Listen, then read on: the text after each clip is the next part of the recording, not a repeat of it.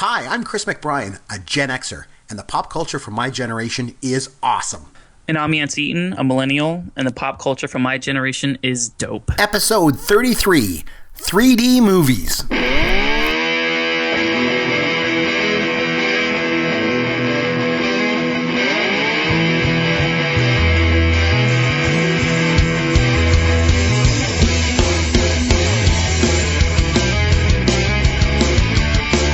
Hey, this is Chris McBrien, along with Yancy Eaton. As always, this is Pop Goes Your World. Yancy, you millennial, you young fella, I have a question for you, my friend. Now, we Gen Xers, we used to play a pop culture game called 6 Degrees of Kevin Bacon. Are you familiar with this at all? Is this where you can basically link any two actors or actresses or movies with Kevin Bacon? Yeah, but the idea is you can link any actor with Kevin Bacon within 6 degrees.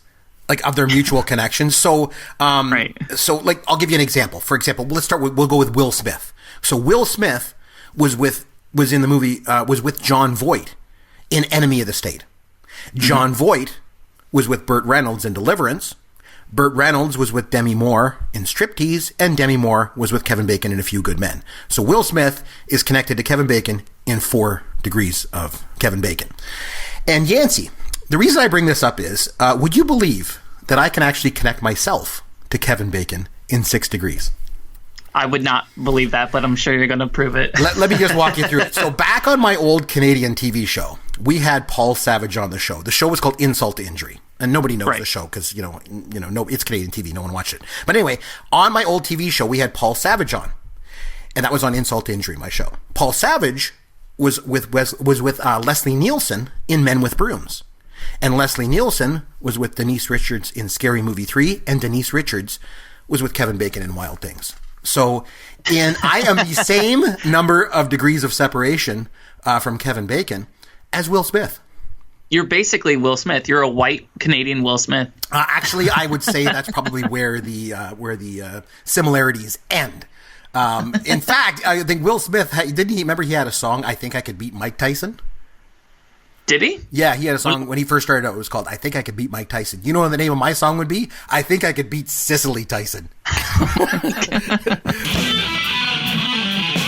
If it includes getting crunch berries up here in Canada, let's do it. I had like this amazing childhood, which I did. And he went on to play Takashi in Revenge of the Nerds, which is one of my favorite movies like ever. True story, Ben Savage is the most famous person I've ever met in real life. Playing the sitar and all these flowers would drop on him. I had Reading Rainbow t-shirts. I had Reading Rainbow notebooks. Not crunch berries because we don't get those in Canada. My mom basically locked us out of the house. I gotta stay home and grease the Weezer. In 94, that Little Rascals movie that came out. In the 94 version, Jesse, did they have to grease the Weezer? Oh, my. Okay, so a little bit of history for you, Yancy. Now, as a millennial, you have pretty much grown up with the majority of big Hollywood movies being released in 3D. And, I think there's a lot of reasons for it. Like, some of it has to do with, like, they just want the movies to sort of quote-unquote look better, or the 3D sort of enhances the experience of the movie. But I got to tell you, young fella, when I was a kid, back in my day. Yeah, 3D, you know what 3D was? It was just a gimmick. And like sort of stereoscopic photography, it's been around for a while, but I guess probably in the 50s, they started to really use it in the movies.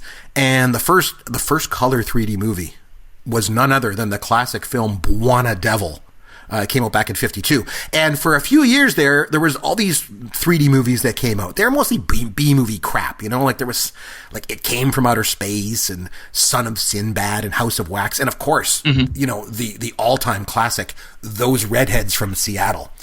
Which, by the way, there's a movie called Those Redheads from Seattle. And it's probably not what you might think it is, Yancy. It's basically a musical about the Yukon Gold Rush, believe it or not.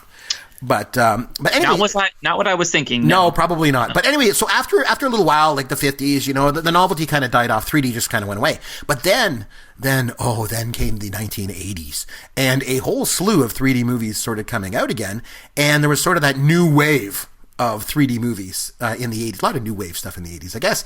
But anyway, the big thing with the 80s 3D movies was the whole thing was they were gimmicky, and there was always like several times in the movie where something like jumped right off the screen at you and came right at you. It was just a gimmick, right? And so anyway, so the reason I bring all this up is because I'm going to focus on the 3D movies from Generation X on tonight's show. So most of these, Yancy, you won't even believe that these things exist, but oh, they do. Oh, they do. Let me tell you. So anyway, this should be good. So why don't you kick us off with your number 5 3D movie of all time, and we'll work our way to number 1.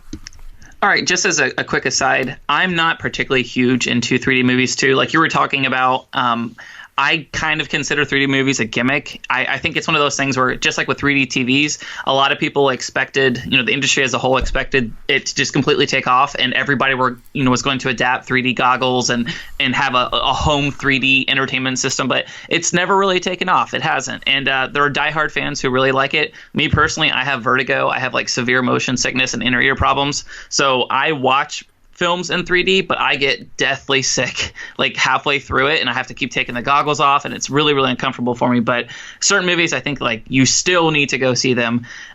With that being said, though, most of the movies that I mentioned, I can't even remember the first movie that I saw in 3D, to be completely honest with you.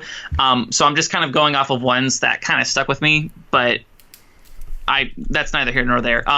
As a random honorable mention, I will give you my worst 3D film I've ever seen. It was actually the first movie. Yeah, it was the first movie my wife and I saw together when we were dating, and it was Saw 3D, and it was absolutely terrible. It was really, really bad. Like you would see parts where like, a piece of a person's body part is getting hacked off, and like this really poorly done like piece of like, stuff would come flying at you on the screen, and I don't know. It was just really, really horribly done. My wife wanted me to mention also Resident Evil 3D.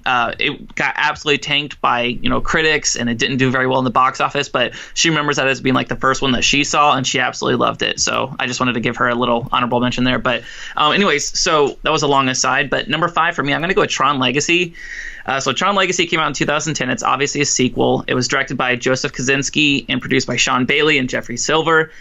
It is one of those films where it was also not very critically acclaimed at all. I think if you look on Rotten Tomatoes, it averages like in the 50s. So one of the main criticisms of this film was that it was very, very captivatingly beautiful. The special effects are amazing. The 3D, it was one of those movies that was, quote unquote, made for 3D. But it just completely lacked any type of dearth as far as, character development. The acting was really spotty. Jeff Bridges was good in it, but his character was just so flat and so one-dimensional. Olivia Wilde, very beautiful woman, but her character, same thing, no personality. Somehow or another, like this movie still managed to gross almost $500 million. Most of it off of the 3D, just because people wanted to see this type of thing. There's one particular scene in it. It's like the motorcycle race. Whenever they're all on like these motorcycles, and they have like this neon light, basically trailing them. It's like the old Snake game that used to play on little handheld devices and stuff. Really awesome scene. The movie as a whole, it is really, really captivating. But after the first 30 minutes or so, the luster kind of wears off of it. But I just wanted to put it in here just because it was so beautiful, even though it's a really, really flawed movie. So Tron Legacy is my number 5. It doesn't have a lot of rewatchability, but really, really captivating. And the original came out in 1982, and it wasn't even in 3D when it came out. Really? It should have been. I mean, it almost was. It had these weird special effects in it and everything, that were like sort of groundbreaking for the time. But speaking of the early 80s, I want to take us back there for a minute. As I mentioned, there was that revival of 3D movies that happened in the early 80s, and I'm going to get to some of them shortly. Oh boy, this list is going to be good. But what happened was all this popularity of the 3D movies, that came out in the early 80s caused TV to take notice. And I remember the thrill I had when they announced that they were going to be showing a 3D movie on TV. And it was in my small town when I grew up as a kid. I grew up in Port Elgin, Ontario. Okay. So we had to go to our local store, which was called Ralph's Highway Shopette. And we'd go there, and you would go and you would buy 3D glasses from there in order to watch the upcoming 3D movie that was coming on TV. And by the way, Yancy, I should mention, the 3D glasses back then weren't the fancy ones that you millennials are used to. The ones you guys have with the plastic frames and the silver lenses? Oh no. These glasses were made out of paper, and they had one blue lens and one red lens.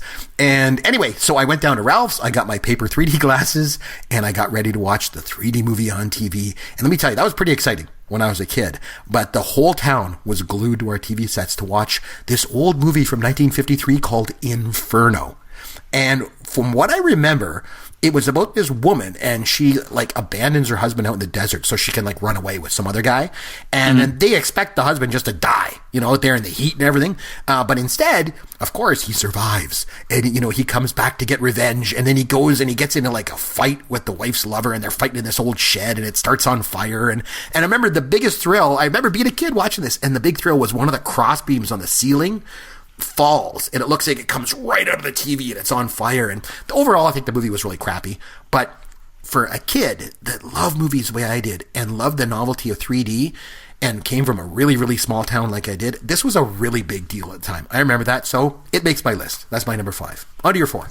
I've never heard of that film before, but let me ask you a question. How much were those 3D goggles, those 3D glasses? You know what? If I remember correctly, for some reason, I think they might have even been free. I think it was like sort of a gimmick that the local, cable station that had, of course, 3 channels on it was giving them out as just a promotion. You know what I mean? If I remember correctly.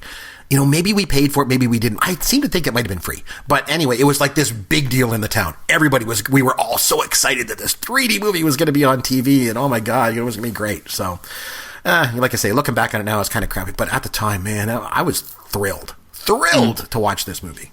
Isn't it wild how some things were just so big to you whenever you were a child, and then when you do revisit them, it kind of, you almost wish you hadn't because like the magic is gone. I get that with a lot of stuff. You know what I mean? It doesn't necessarily hold up, but the biggest problem that I have when I do that for my generation is that when I think back to shows I watched when I was a kid, and the one that I would think of, just to go off a tangent for a minute, is Land of the Lost. I used to love Land of the Lost. We talked a bit about that in a previous episode.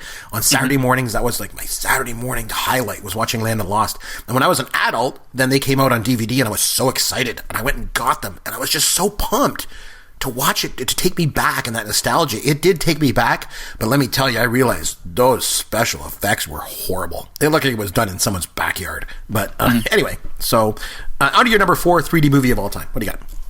Number 4 for me, I'm not super big into the whole comic book genre or graphic novels. It's not that I don't like them. It's just, I don't know. I was into a lot of things as a kid, and comic books weren't one of them. I don't know why. I never really got into them. Even though I was an adult, I'll watch most of the major comic book films, but I always kind of wait for the reviews to come out. And if it's something like Dark Knight or, Logan, one of these movies that has a really big budget that isn't just kind of a retread of the same stories, I'll give it a chance. But I'm not that diehard. With that being said, though, I did want to go see Watchmen back in 2009 simply because I'm a big reader. You know this. I read a lot, and one of my goals is I want to read Time Magazine's 100 greatest novels of all time. I want to read every single one of them, and I've got maybe 30 right now. I still have a long ways to go, but Watchmen, the graphic novel, has always been, even though it came out in the 80s, it's always been in that top 100. So whenever this movie came out, it had all this buzz built around it. It had like this really crazy like cult just undertow of people just really excited to see it.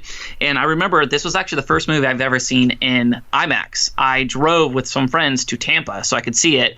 The movie itself is pretty good. The characters in it are pretty interesting, like Rorschach and Dr. Manhattan. But the 3D, this is one of those films where the 3D actually enhanced it, and it was the first time to me where 3D films didn't feel like a gimmick. And like I said, having it be the first experience I ever had with IMAX, man, I was just completely blown away. There are scenes where Dr. Manhattan he's like meditating on Mars. I think I actually referenced this in an earlier episode. One of the craziest crazy scenes I've ever seen, just because like he's building some like gigantic glass pyramid of like pieces of glass, and things are floating and it's coming at you, and it works so well with the IMAX. It's just, like I said, it was one of the most seminal moments I've ever had in movie experiences. And like, I don't have a huge relationship with the franchise as a whole to begin with, but for it to be able to captivate me and bring me in so much with this film, and just how well all of the 3D was done with it, it was a really, really neat experience. This is one of those films I kind of wish they would re-release it and, maybe update the graphics just a little bit. I know that was only 8 years ago at this point. But man, it was a really, really wild experience seeing that in IMAX. So that's my number 4 is Watchmen. By the way, do you guys have any IMAX theaters close to you up in Ontario? Yeah, there's one down in Toronto at Ontario Place, if I remember correctly. There used to be one there. I don't know if they got rid of it. I'm pretty sure it's still there. Okay, so my number 4, actually, I hate to do this, but I'm going to welch a little bit. I've got a tie at number 4. So these are 2 movies. Any Gen Xers out there are going to know exactly what I'm talking about with these movies. Okay, the first one is Space Hunter, Adventures in the Forbidden Zone. And the second one, another equally wonderful title, is Metal Storm, The Destruction of Jared Sin. Okay, so after she did the first season of The Facts of Life, but before she did The Breakfast Club or 16 Candles, Molly Ringwald appeared in the science fiction 3D classic Space Hunter, Adventures in the Forbidden Zone. And yes, Yancy, that's the title of the movie. So the way it is, in the future, there's like these 3 women that get they're taken hostage by like these space pirates, right? And this reward goes out to get them back. So this guy goes down to the planet to try and find them. And like he runs into this group that has the hostages. They're called zoners because they live in the Forbidden Zone. And then there's these scavengers who, of course, they call scavs. I don't think the producers were the most creative people, Yancy. They probably blew all the budget on 3D effects. So they couldn't afford to hire writers. I don't know. Maybe that's the case. But anyway, so one of the scavs was Molly Ringwald.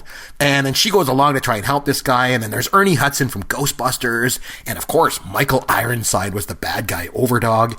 The thing I remember probably the most about the movie was there was this big train, like ship combo that was like on these train tracks. And it had these huge sails on it. And that's where Overdog lived. It all sounds crazy. It totally was, but that's the 80s for you. So the tie movie for me then on this one was Metal Storm, The Destruction of Jared Sin. It was one of the most super trippy movies I've ever seen in my life. It was all about these crystals and green liquid and nomads, and the leader of the nomads was Richard Mole, and he actually shaved his head for the part.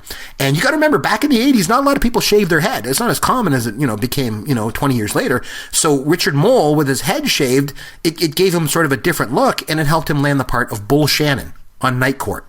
But anyway, those 2 movies were really bizarre, super trippy, and let me tell you, watching them in 3D back in the 80s, it was awesome. So that's my tie at number 4. Man, you're really giving me some obscure stuff. Oh, yeah. But I'm telling you, though, you think it's obscure? Gen Xers that listen to this podcast right now are saying, oh, yes, Chris, I remember both those movies. Absolutely. Saw them in the theater. Yep, I can tell you right now. Okay. All right, so what are we on, number 3? Number 3 for me is appropriately Toy Story 3, which also came out in 2010. True story, whenever this movie came out, I was living in Gainesville with my best friend. And I got really, really upset because he and his girlfriend went to see this in theaters without me. Like, I was livid, you know what I mean? Like, so mad. So I ended up going by myself in the middle of the day. And it was basically like an empty movie theater, because this is a college town. There's not a whole bunch of people who are, going to go see Toy Story in the middle of the day when they're in class and stuff. But I remember watching this in 3D, and I felt completely immersed in this. It looked and felt and moved so real and as a 3D movie that I felt like I was a toy myself. The 3D in itself was perfect, but also the movie in itself is perfect. I mean, it has almost a 9 out of 10 on IMDb. I mean, if you look at every single score that it has, this is one of the best movies of the last 20 years, which is really kind of crazy to think about, like an animated movie being rated so highly. But I mean, this won two Oscars. It won total 58 awards and 89 nominations. They won all kinds of production awards for 3D effects and CGI rendering and everything. It was underrated just because so many people focused on the characters and the script, and it is a fantastic movie in that sense. But man, in 3D, it was truly an incredible movie. And I didn't expect to put this on my list, and especially having it be number 3. But Toy Story 3 was just so amazing in 3D. This was one of the first movies too where I watched in 3D where it didn't actually make me sick, and it wasn't like an obtrusive, gimmicky kind of thing. It was just so seamless within the movie itself that it really kind of like took the 3D level to it, like to the absolute extreme. So Toy Story 3 is, like I said, I know it's a really weird pick. I know you've seen it. You have kids. You probably own it, Chris. But really a fantastic movie. Probably Pixar's best movie in my opinion. I agree with you. And actually, the thing is, that movie is, I don't even think of it, in terms of the 3D, because I've only watched it on DVD. I didn't watch it in the theater. But I'll tell you what, like when you look at that movie, the script was just so good. I'm like, who wrote this script? It's phenomenal. It's got something for everybody. There's action in it. There's suspense in it. There's these great scenes in it. And at the end, you cry. Like, it's like, whoa, it's like really good. We need to do a show sometime on chick flicks that we like, and we also need to do one on movies that will make grown men cry. This will probably be number 1. But anyway, okay, so my number 3. When you think about 3D, what better genre of film to shoot in 3D other than a comedy, right? So better yet, how about if you do a comedy that features a Russian espionage plot to steal an invisibility potion? Yes, Yancy, someone not only pitched this idea to a studio, but a studio actually said yes and greenlit this project and threw money at it. And thank God they did too, because it gave the world the Steve Guttenberg gem, The Man Who Wasn't There. So, believe it or not, Yancy, there was a time when Steve Guttenberg was one of the biggest actors in Hollywood. I know it's hard to believe, but Police Academy, Cocoon, this guy was really on his game for a while there. And then he also did this 3D movie, The Man Who Wasn't There. And for those of you out there, again, just like the last one, any Gen Xers out there, you know exactly what I'm talking about. So I won't get into too many details, but let me just say this. For a young guy in the 80s, watching a movie like this, it was something else. Because not only was it in 3D, there were nude scenes in it. And Yancy, let me tell you, the 80s were a time when this sort of thing happened in movies all the time. Like now, studios are all worried about, staying PG so they can get more people in the theater, right? Make more money. But back in the 80s, there was like comedy after comedy that had these type of scenes in them. And the fact that this one was in 3D, well, I couldn't exactly exclude it from my list. So that's my number 3. So you're number 2. What do you got? Sometimes all of your selections are so obscure that I wonder if there's a show in the future where you're basically trolling me the entire time and you're just making stuff up, seeing if I'm going to catch on. That's this show. Literally every single thing that you've mentioned this show, I am completely oblivious to. What I want you to do is go after the show, re-listen to the show, and go back and go into IMDb and type in The Man Who Wasn't There. Type in, anything. Go and take a look at on YouTube. You might even be able to get some of those things. Mm-hmm. Okay. I wouldn't punk you. What would make you think I would want to punk you on this kind of stuff? Yeah, true. I was actually going to make a joke about Gutenberg also inventing the printing press, but I couldn't figure out a way to make it work. But he was on. He went on to Dancing with the Stars, didn't he? Chris, you are asking the wrong person. Yeah, dude. I'm pretty sure. But anyway. But I'm telling you, that The Man Who Wasn't There, you got to go check it out. Because I remember the thing was, it was Lisa Langlois was the actress that was in it, because she was from North Bay, Ontario, which is about 3 hours north of Barrie, where I live right now. And she was the one. She was kind of breaking into Hollywood at the time, and I think they kind of duped her when they did this movie, because they got her into it and said, hey, you're going to do this comedy. And I was like, okay, I'm kind of breaking into Hollywood. This is pretty cool. Oh, and by the way, we didn't tell you there's nude scenes in it. I'm like, well, what? But anyway, so check it out. Man Who Wasn't There. It did exist. I'm not trolling you. Mm-hmm. Okay. You remember earlier in the show whenever I talked about how I have crippling vertigo and motion sickness? Yes. This next film literally it inflamed that to a level I've never experienced in my life, but it's still one of my favorite movies of all time. And it's a 2013 film. I know you can guess it almost immediately. It's a science fiction film, and it won 7 Academy Awards in that year. Do you know what the movie is? In 2013? Correct. 3D movie. What came out in 2013? No, I don't know. It was Gravity. Gravity. Sandra Bullock and George Clooney. See, again, I didn't see it in the theater, so I didn't see it in 3D, so it throws me. That was a good movie, though. I really liked it. Yeah, this is one of those movies where, depending on who you talk to, if you're a fan of the genre, if you like scientifically accurate films, if you just are obsessed with, the space program in general, like I am, I mean, there was almost nothing this movie could do wrong in your eyes. But I would also talk to other people who they were so turned off by this movie. They thought it was so boring. I heard of people walking out halfway through this film, which I just didn't get, because this was right up there with Interstellar with me as far as being completely captivated. And like I said, with this particular type of film, I think the nausea, I'm saying it weird, the nausea that I felt and experienced while watching this. Yeah. Sorry, mate. What's this all about? But the way I felt physically, I felt was an accurate representation of how an actual astronaut would feel as they're whipping around in space. You've seen the movie, Chris, if anybody hasn't. It was great. Basically it is an absolute storm as far as everything that could go wrong does go wrong. This woman goes through a lot. I mean, there's explosions. Not pure explosions because there's no fire in space, but you know what I mean. She's whipped all over space. There's pieces and particles flying everywhere. It's complete chaos, and that's what you get whenever you have it in 3D. I mean, her hurling through space and stuff, you literally, there were moments where I had to take my glasses off, Chris, because it felt so real and so incredibly immersive. It was just, I mean, it's a 2-hour film. I think it's a little over 2 hours, and it's nonstop action the entire time. Nonstop. One of the most beautifully shot films. Like I said, one of the most scientifically accurate films. There were a couple places where they did make mistakes, but I mean, they literally hired consultants from NASA to help make this as genuine of an experience as far as space goes as they possibly could, and it really bore it out in the gravity feature. Like I said, I like it as a standalone without the 3D, but seeing it in theaters kind of just took it to a whole new level. It was a wild experience. Like I said, not for everybody, but really kind of like it had the spirit of 3D like the entire way for me. So that's why it's my number 2 is Gravity. Oh, I like that one. Okay, so my number 2, Friday the 13th Part 3 in 3D. So I know they're up to 20 or something now in this Friday the 13th series. But I tell you, back in the early 80s, this is like the quote unquote franchise. It was just getting started, right? So if you go back and watch the original, which was actually a really, really good movie. And you get to see a really young Kevin Bacon, who's only 4 degrees from me, by the way.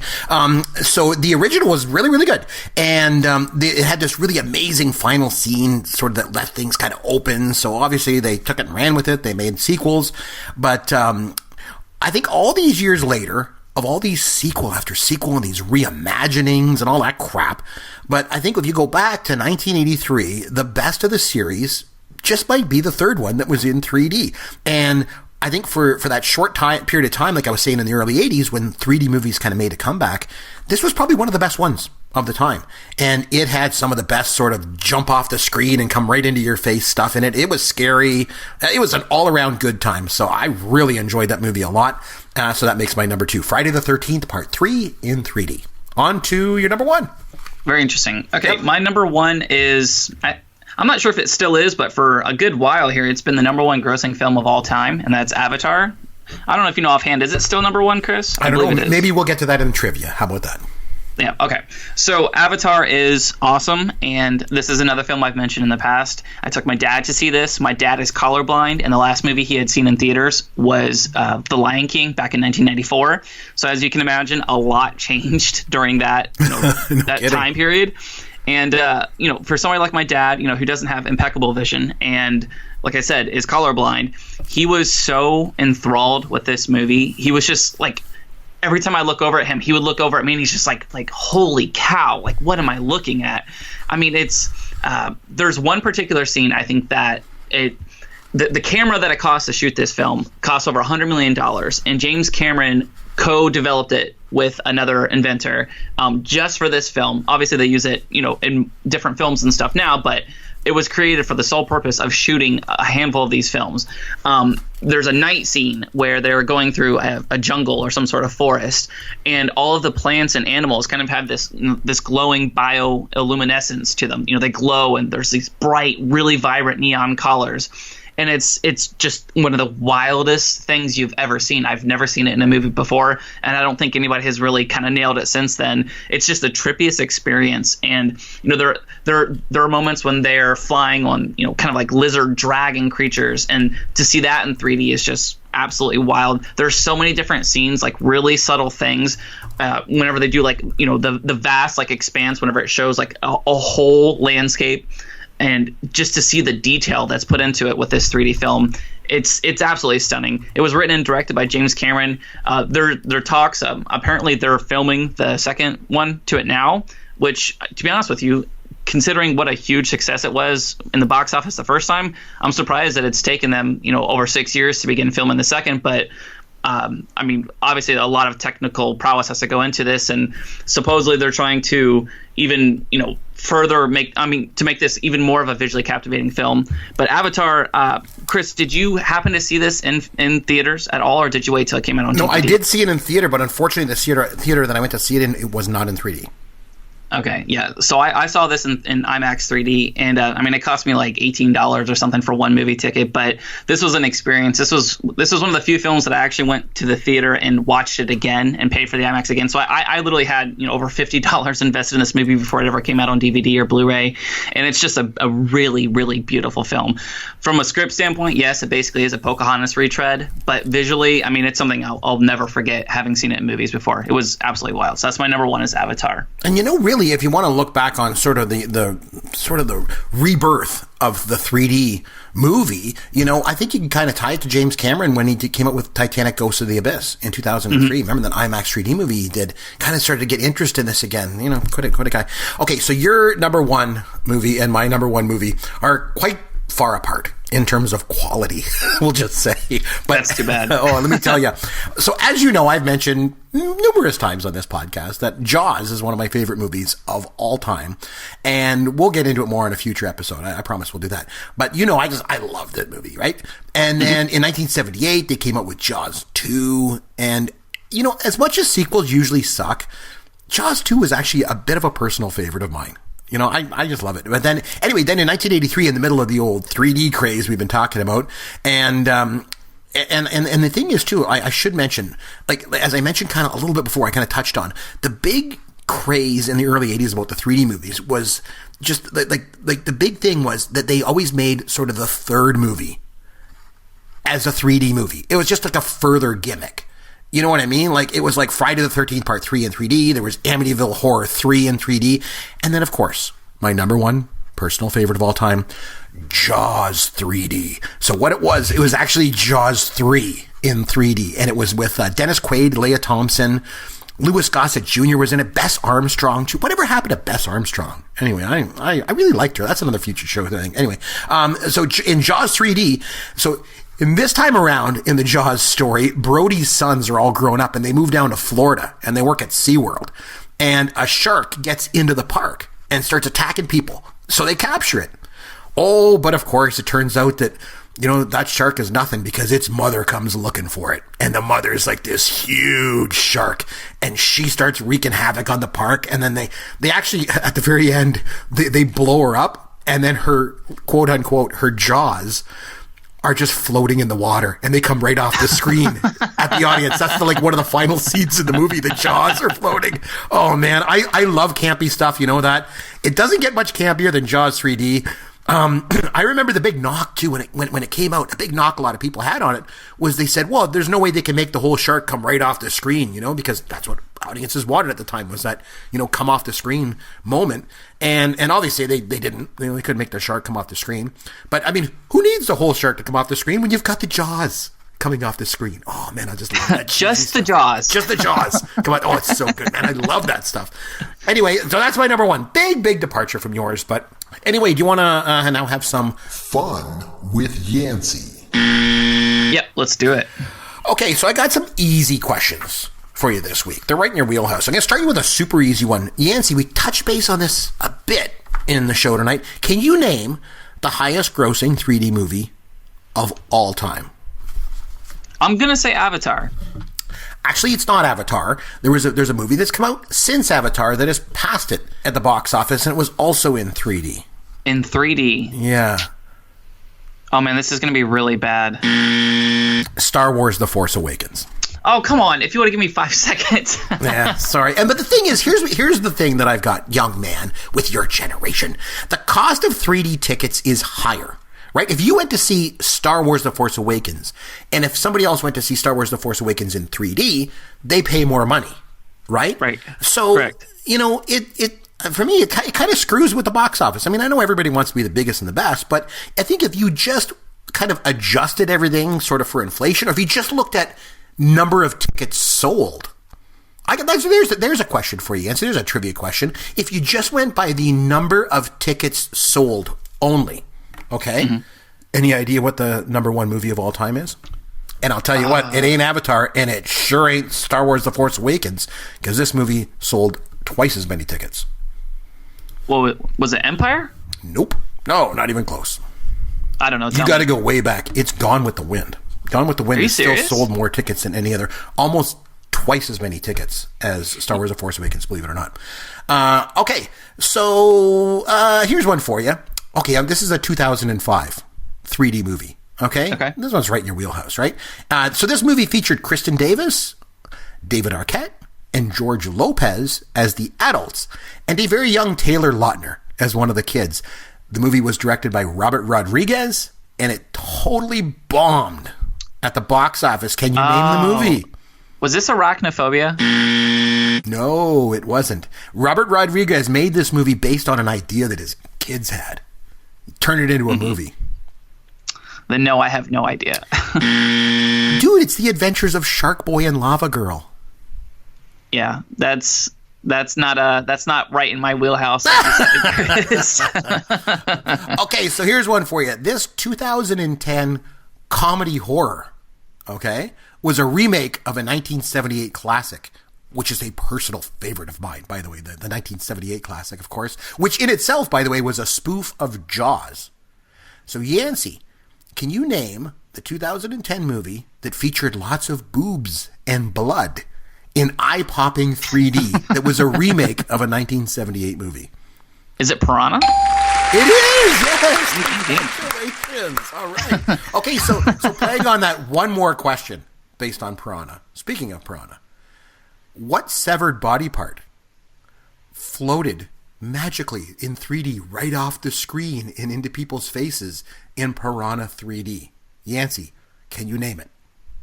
I cannot, but I'm just going to guess eyeball. No, Yancy, I'm sorry. That's not right. It was actually a disembodied floating penis. Oh, my, my, my. Are you kidding me? Is this real? Absolutely. I wouldn't make this up. I wouldn't make it up. I wouldn't make it. George Takei doesn't let me make this stuff up. He loves it. So there you go. So. You go again.